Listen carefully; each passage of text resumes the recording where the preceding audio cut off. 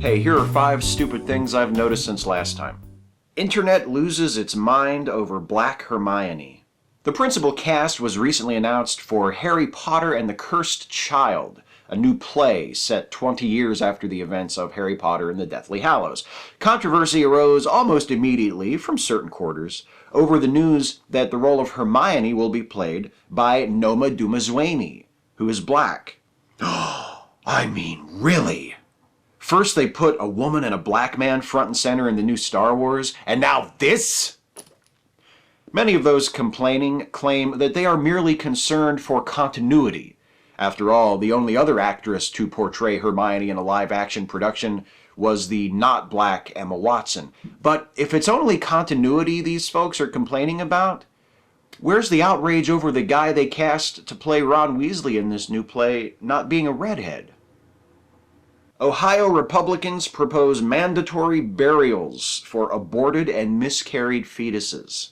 State legislators in Ohio are pushing a new bill that would mandate that aborted and miscarried fetuses be buried or cremated, presumably at the patient's expense.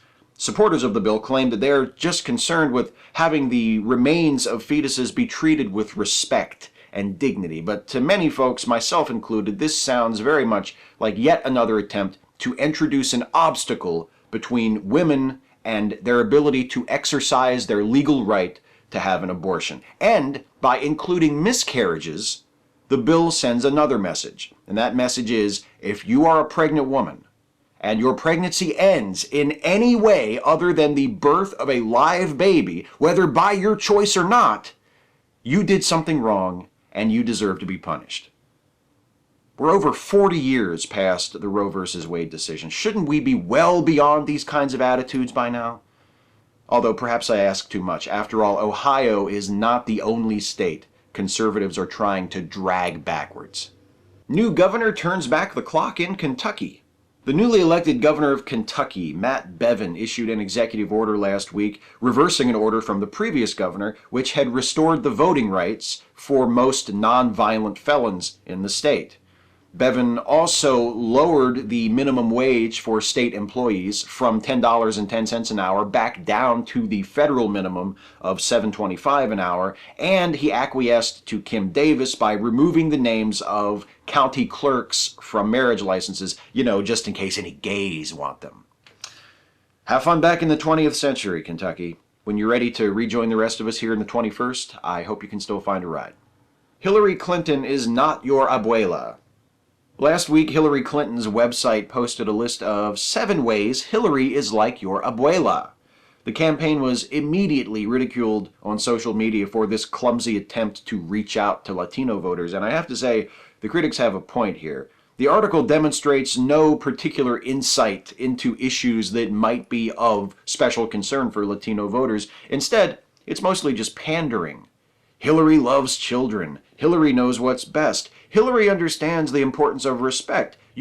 Just like the beloved elderly matriarch of your stereotypically Latino families. The last item on the list is just a picture of Hillary with Mark Anthony. I swear to God. Police bullied rape victim into lying about not being raped. In 2008, an 18-year-old young woman named Marie in Linwood, Washington, reported to police that she had been raped at knife point. When they noticed inconsistencies in her story, the police began pressuring Marie to tell them the truth, and eventually she changed her story, said that she had just made the whole thing up. Except she hadn't. Her original story was the truth.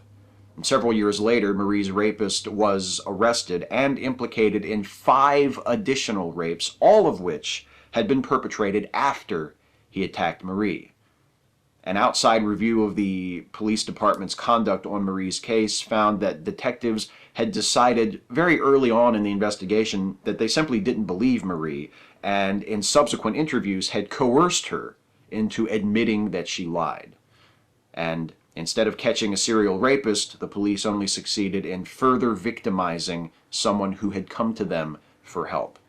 And for a few years there, it seemed like Marie's case would be counted among the 97% of reported rapes in this country that do not lead to a conviction.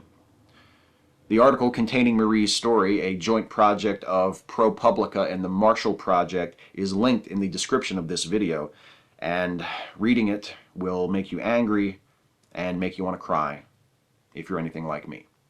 The hardest part is only picking 5. Catch you next time. Hey folks, hope you enjoyed this video. If you did, please like it and share it and subscribe to this channel if you're not subbed already. And also, please consider helping me to make more videos like this one by supporting this channel through Patreon. You can go to patreon.com/SteveShives to become a patron. Thanks for watching, and since this is the last video in this series of 2015, Happy New Year.